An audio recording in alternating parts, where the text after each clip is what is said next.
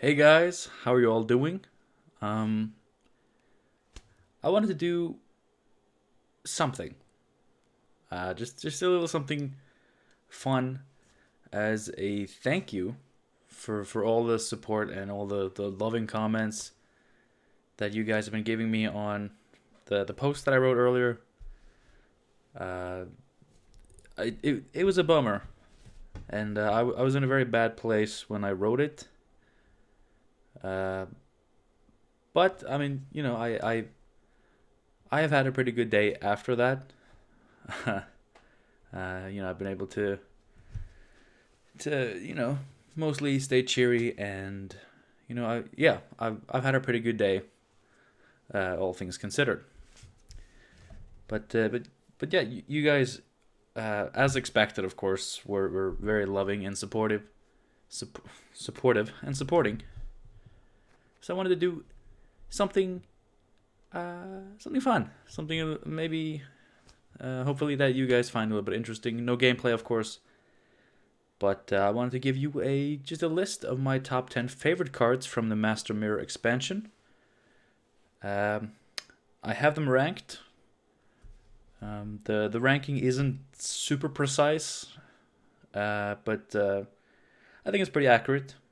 At least roughly, like give or take one spot at best, or worst, depending on how you look at that. So yeah, just let's just get into it. I hope you enjoy it, and if you have a list of your own, like a similar list, I would love to hear about it. Let's get some discussion going. Just have fun. Because the while the meta has taken a dark turn pretty quickly, I wouldn't really blame the expansion for that. I think the expansion was still very successful. I still enjoyed very much, and I'm satisfied.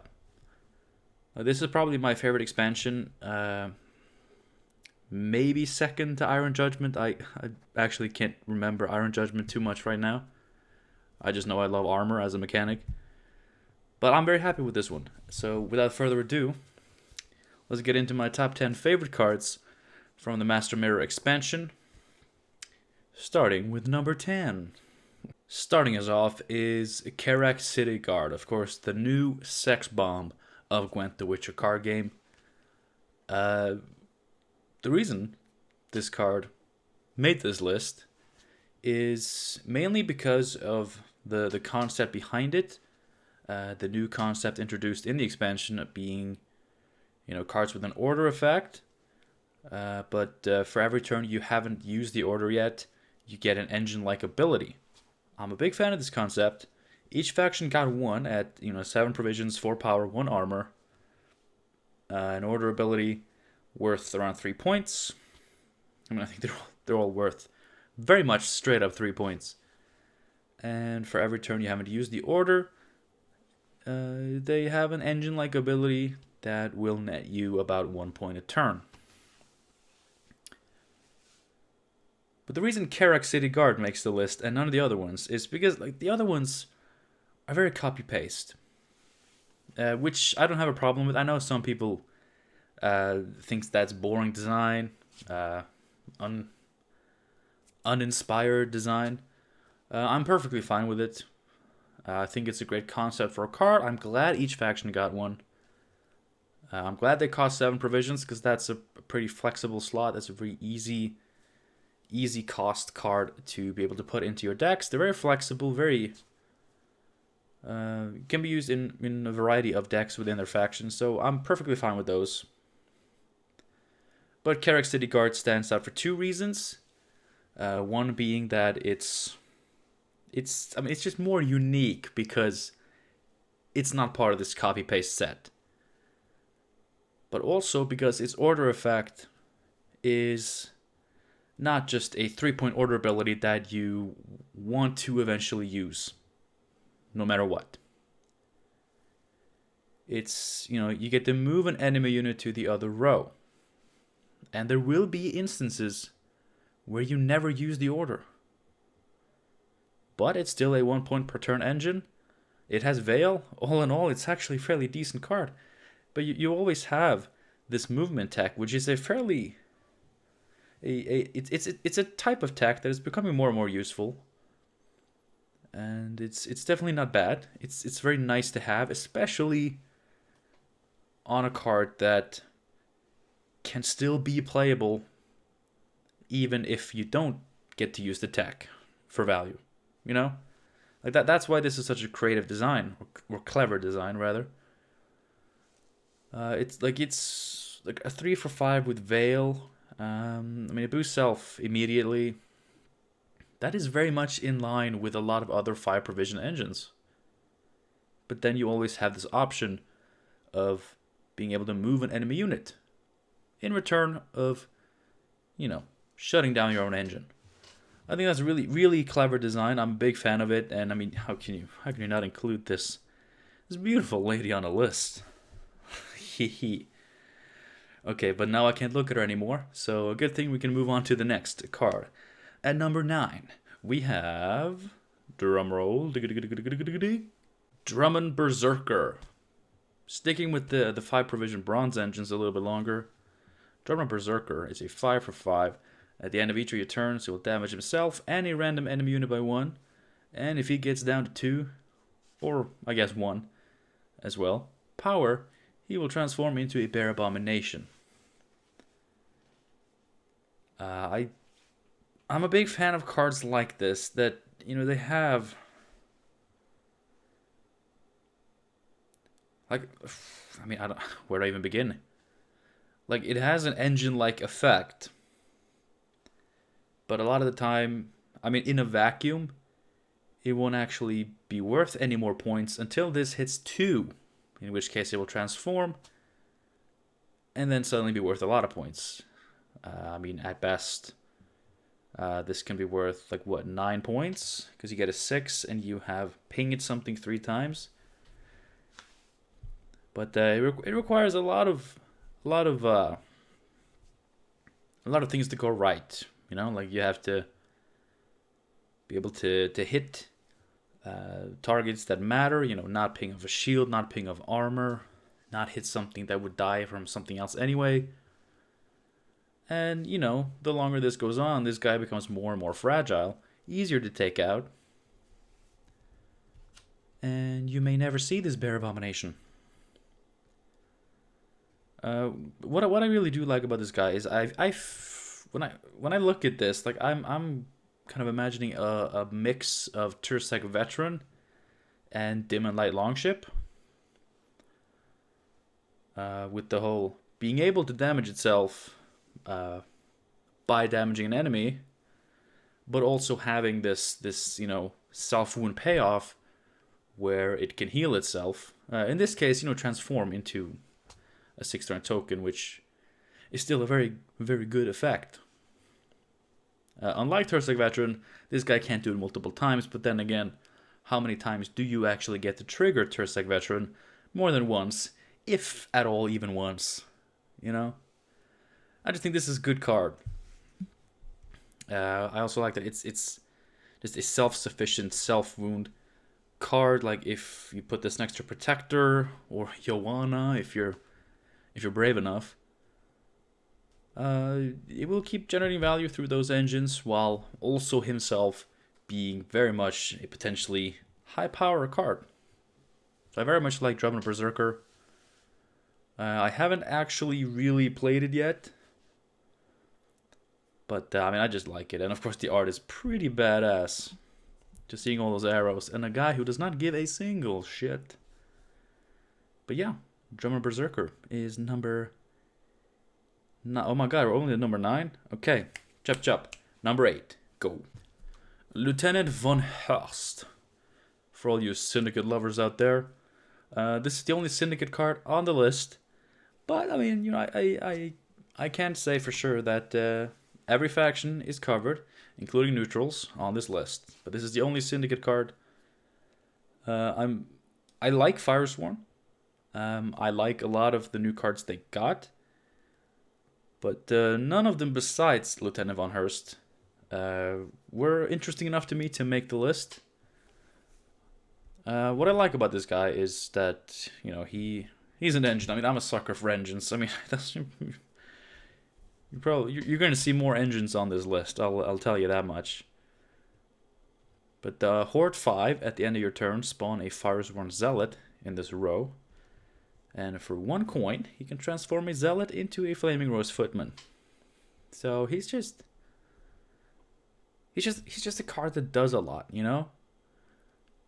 Like if you get the Horde 5, then he keeps generating tokens, which is great. But he also comes with a way to spend coins, 1 at a time. And overall, you know, turning a 2 into a 3 with 1 armor for only 1 coin, it seems pretty valuable. I haven't played with this yet, but it seems very cool.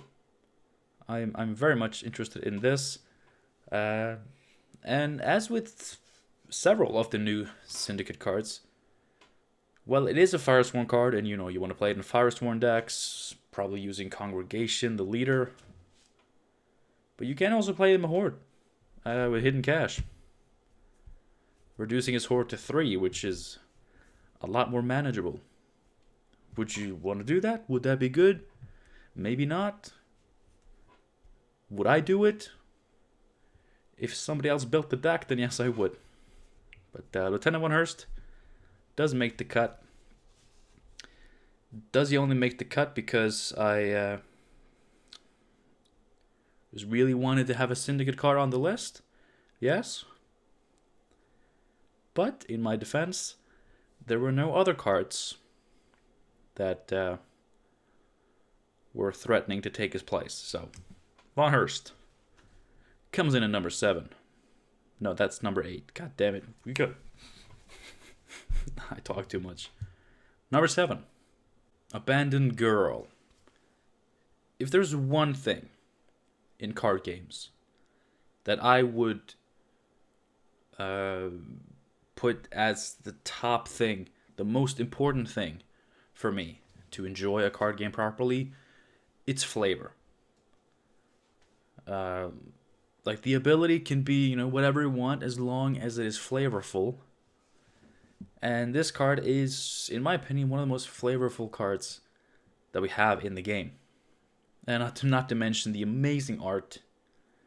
You know, soul crushing to see this poor little girl abandoned in the woods. But, you know she's going to be taken in by that dryad in the background and transformed into a young dryad without changing its power. So you can get a 4 strength young dryad as opposed to the normal 2 strength. But yes, this card definitely just makes the list for the flavor. I didn't include this in my Symbiosis video. I did want to, but I ultimately ended up taking it out. But I think if I'm going to revisit that deck, I will definitely reconsider Abandoned Girl. Because I do think, like, if it does survive and you get to transform it, I think it's a really good card. Pretty good card. A pretty good card. I'm a big fan of it. I mean, there's not much to say. Like, it's not a super interesting card mechanically speaking. It's really just here for the flavor. But the flavor is so good that it does make my list of my favorite cards from the expansion. I'm a huge fan of this type of design. I hope we get to see a lot more of it. And for some reason, I'm a sucker for transform effects. This is something like I notice over and over again in Gwent, is that as soon as something transforms or transforms something else, I'm like, ooh.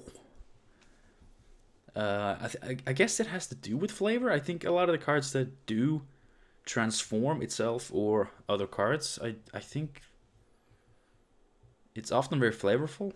Like, I'm a big fan of Horsan Senior. You know, he transforms adjacent units into what are they called? Cut up lackeys. You know, because he's recruiting them, and he can turn any one of your units into cut up lackeys. You know, they join his gang. I think that's pretty cool. I'm a big fan of transform effects. Abandoned Girl, no exception. Moving on. Sorry, it's a little bit clumsy. Like, as you probably know, I don't usually make lists or any type of video like this. I wanted to do it. It seemed fun. Moving on. At number 6, we have the man himself, the namesake of the expansion, Master Mira O'Dim. This is a card that I am probably going to bust my ass trying to get to work. In the most abusive, funny way. But it is such a cool card. Transforming the leftmost card in your hand into a random legendary from your faction that was not in your starting deck. And you repeat it whenever you play the rightmost card from your hand. Like, the thing about this guy, if you have like a cheap 4 or 5 provision card to the very left in your hand, sorry, this is my list where I had to write these down. Like a 4 or 5 provision card, you play this, the deploy turns it into like a decently playable legendary from your faction. I mean, he's already made up his points, right? Like it's not hard for this card to be worth it. But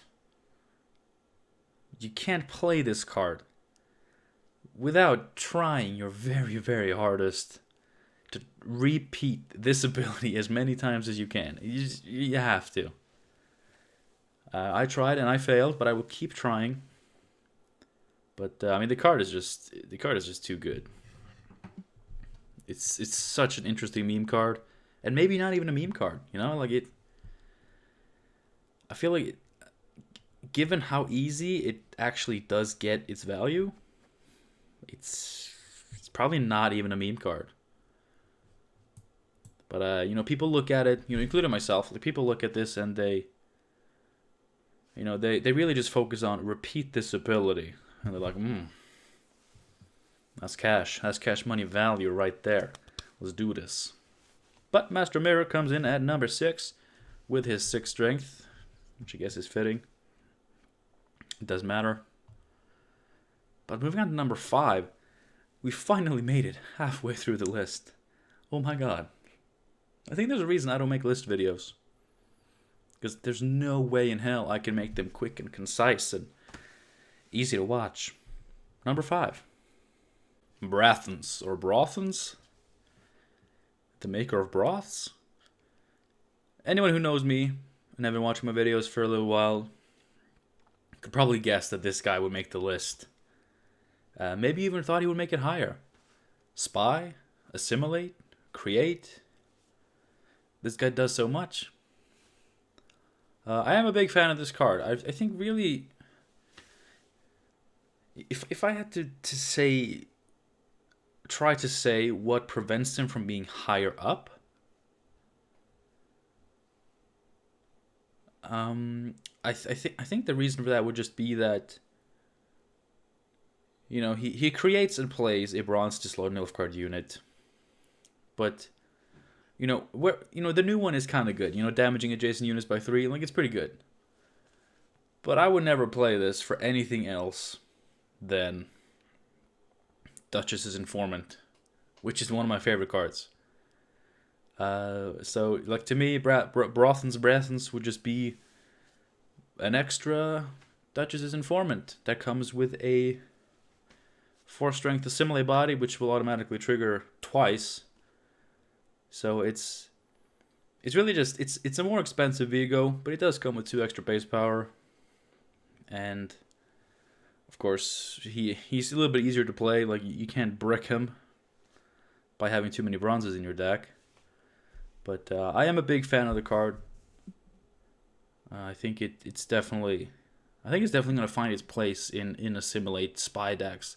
I know a lot of people seem to be gravitating towards, you know, poison spies, obviously, but also soldier spies, which does look cool. Like, soldier spies does look pretty cool. It seems like a natural fit for sure, but I think assimilate spies also seems like a very natural fit, and it's definitely what I'm going to be going for. I haven't been super successful yet, but I think I'm getting close. And obviously Brassens is in there as, I mean, one of the best cards. It's a good card. It's a very good card. And the art is good. Like, That power stance, man, like that guy will mess you up. And he won't mind if you're a kid.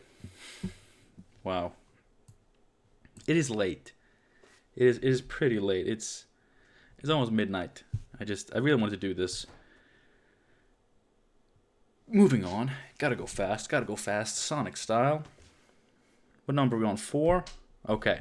4. Let's go. Oberon. When I first started putting together this list, I was actually not sure if any evolving cards would make it. But I did have a space, obviously very high up, for Oberon. Why Oberon in particular? I like him. First of all, his art, like all his arts are amazing. And I mean, his ability, I think it's good. I think it's a good ability. Create and play a bronze wild hunt unit, and whenever you play a wild hunt unit boosted by 1, the value from this can be insane. I mean, what else can I say? I mean, really, if I were to say more about him, I guess it would have to do with, comparisons to the other cards. I think Harold is probably the best designed one. But, he just pisses me off right now for obvious reasons. Jacques is fine.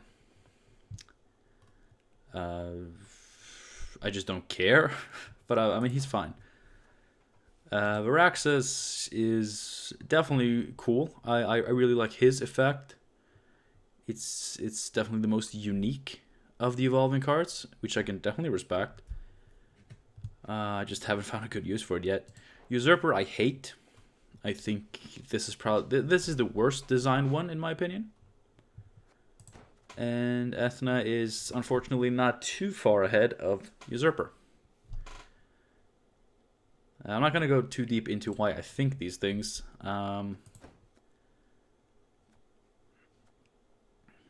But I guess, basically, Usurper, round 1, he spawns one of these. And then later he spawns 2, right? Harold does the same thing, even in round 1. It's just he damages the unit by 2. But Skellige has ways for this to not even matter. Skellige has ways for this to be good. And Oberon, he goes from create to spawn if you go backwards to his round 1 form, which makes him really unreliable. Which is really the only reason he's not my favorite evolving card. But, technically, similarly to Harold, he can technically do more or less the same thing, even in round 1. Obviously with less consistency, whereas with Harold, it's just less points most of the time. But Oberon, I like him. He's good. I mean, the art for Oberon Conqueror is just brilliant. It's brilliant. And it apparently has meme potential. If you haven't seen the memes over on Reddit, he got censored. And people made memes. It's funny. Check it out. Before you do that, why don't we just move along to number 3, which is Amphibian Assault. This seems to be a fan favorite. A lot of people are praising this card as one of the best of the expansion, and obviously I agree because this is number 3 on my list. I think it's a fantastic card. I like the provision cap. You can't play anything more expensive than 9. Obviously a tutor maybe doesn't need this provision cap as much as I think resurrection based cards do. But it having this cap, I think, is what allows it to have the second part of its effect, which is boosting the unit by 1 for each provision below the limit. And I think that is great. Because what this card does is, you know, let's look at this versus Oneiromancy, right? You know, both are echo specials, 12 provisions that, you know, play stuff from your deck. Oneiromancy, you know, can play any card from your deck. You know, ideally, you use it to help you access the best cards, like the biggest cards. Get them out. What Amphibian Assault does is it really incentivizes you to use it to just tutor out some of your smaller cards, some of your more expensive, some of your less expensive, cheaper cards, because it gives you a point premium the cheaper you go. And, you know, just being able to tutor out like a 5 provision engine, which are usually fairly decent cards that you often have to play in order to just be able to play out a full match of Gwent. You gotta access like your 5 to 6 provision cards. Being able to play one of those, boosted by 4, which in a lot of cases will just, you know, put the nail in the coffin or the dagger on the map, as they did here, and just seal the deal. Like, that unit is sticking on the board, and it is putting in more work than any bronze unit should do. And of course it has echoes, you could do it again. Like, it's great. Like, I love it. It's such a good card. And hopefully just the design concepts behind this card, I really hope CDPR utilize further. I really, really do. Like, anything that incentivizes using it on cheaper cards, just so it's not always about just getting your good golds. Like, this turns one of your bronzes into a good gold, basically. And that's brilliant. I love it. And just, the art is good. Like, I think this is really badass art. Like, they could have just gone with like the real world equivalent of this. Like, you see some ships surrounding like the inner bay of a city. But going with the map aesthetic is just really cool. I really, really appreciate what they did with this. It's really good. Alright, we're now getting into number 2 on the list. Can you guess what it is? You probably can't. So we're just going to jump to it so we don't waste any more time.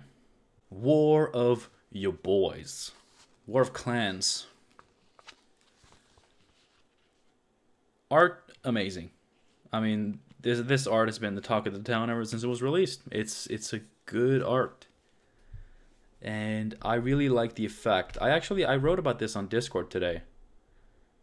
Because I was just looking at the card and I was thinking, I really like this card. So, it's a resurrection card, right? It plays a 4 provision cost warrior from your graveyard and gives it doomed.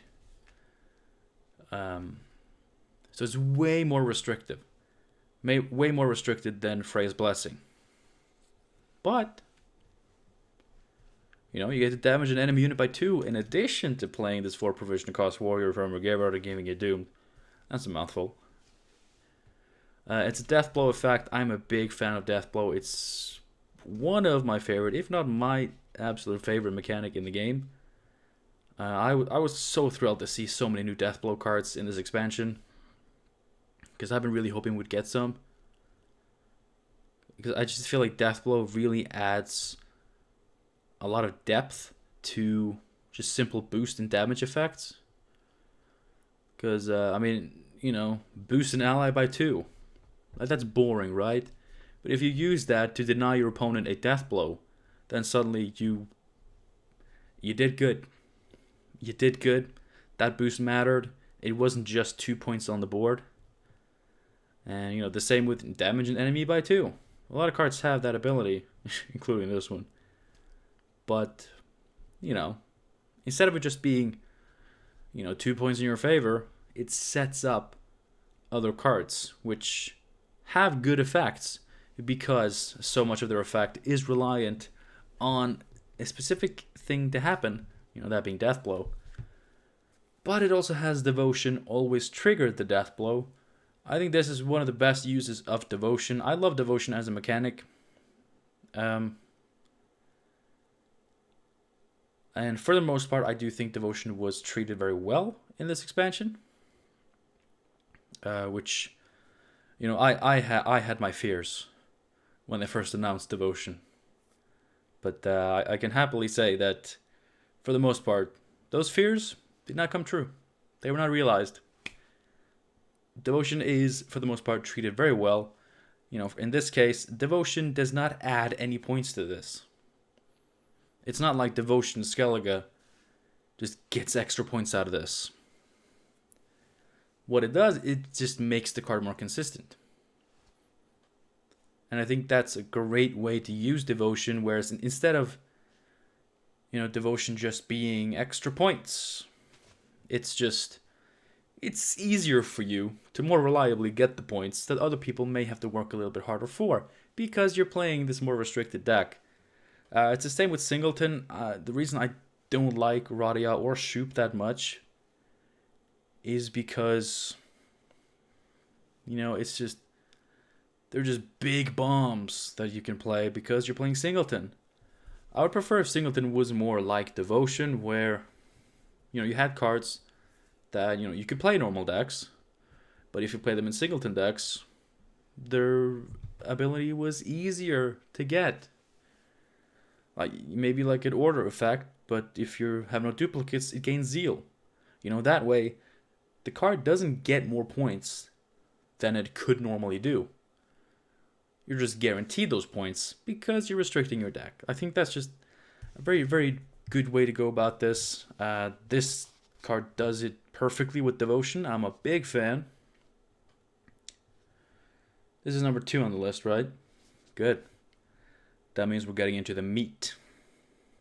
I mean, I guess we're way past the meat. And now we're at the bone marrow. We're going to suck this baby dry. That's not something I should have said. But number 1 is very close. It's also 6 provisions. It is a bronze. I have mentioned previously how I'm a big fan of this card, and it is right here. Carrick Frigate. Yes. An NR bronze unit is by far my favorite card of the Master Mira expansion. You guys know how I'm a big fan of engines, right? Like, it's probably the main reason I play Gwent is because they have engines. Woo! But yeah, this is just, it's such a cool one. It is such a cool one. Because it's a potentially two points per turn engine. It is limited by the row space. But I mean, even that, like, that's... I mean, even in a full 10 card round, that doesn't necessarily matter. You can just have this on one row, and you fill up the row, and you play your other cards on the other row. But I love this card. Like I said, as you guys know, I love engines. But if there's one thing you can add to my love for engines that just makes me love it even more, it's the potential to just fully commit to an engine and just play it over and over again. And Northern Realms and Nilfgaard are my 2 favorite factions for playing a lot of the same engine, because they're pretty much the only factions that can do so. You know, Syndicate did get a new card that functions similarly to Ramon, which is good. I like that card. It almost made the list, actually, but it didn't, obviously. But this, you know, in Northern Realms, we have reinforcements. We have, you know, the classic operator. We have Queen Adalia. It's just such a cool card, and you just use Amphibian Assault on this. It gets boosted to 7 strength. It has 1 armor. Not even Stunning Blow kills this right away. And it just keeps, you know, spitting out dudes because they're, you know, leaving the ship, you know, going into war, spawning volunteers. You can boost them all with Voimir. I'm just a huge fan of this.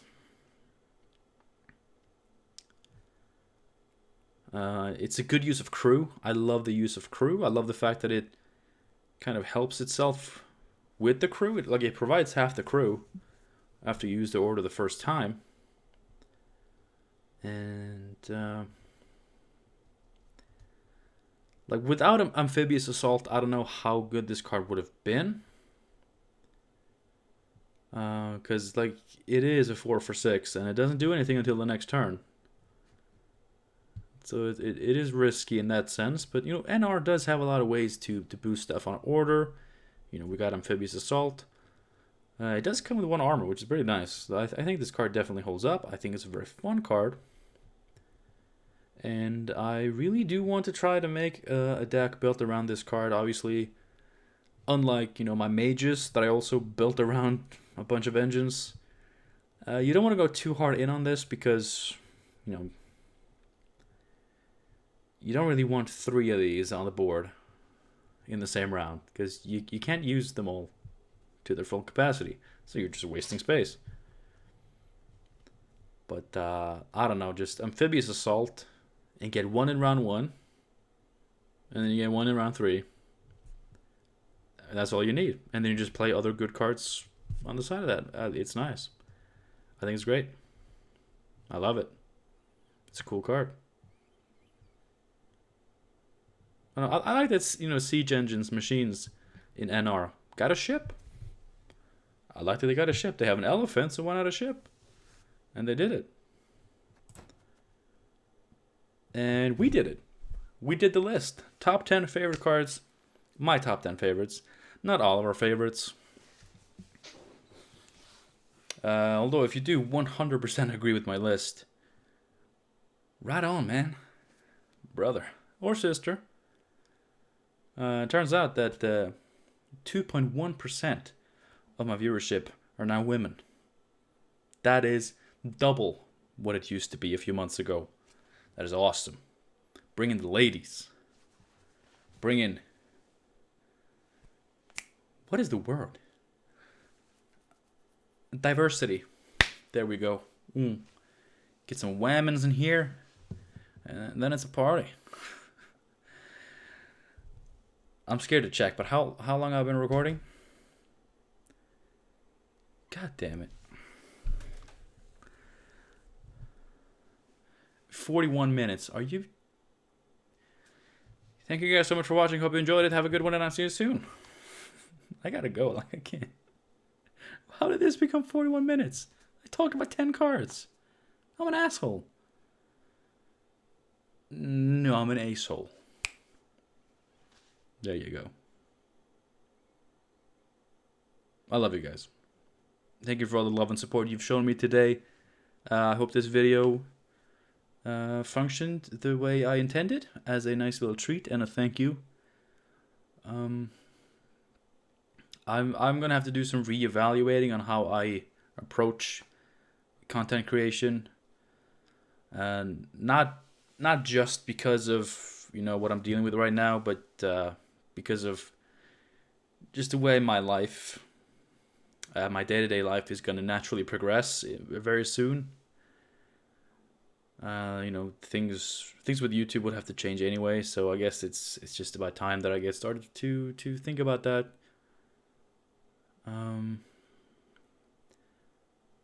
But I'm not going to say that I'm taking a break. I'm not going to say that I quit. I will see you when I see you. You know, that could be not tomorrow. But you know, if I have something on Monday, I'll see you on Monday. But if I don't, I may see you on Tuesday. That's just the way it goes. You know, sometimes you just gotta have a more relaxed approach to YouTube. I mean, to life. YouTube is life. And, you know, sometimes when you record a video and you see that it's 41 minutes long, don't ramble on for several more minutes, you dumb asshole. I'll see you guys soon, hopefully. Thanks again for everything. You guys are awesome as always. And as always, I hope to see you again soon. Have a good one.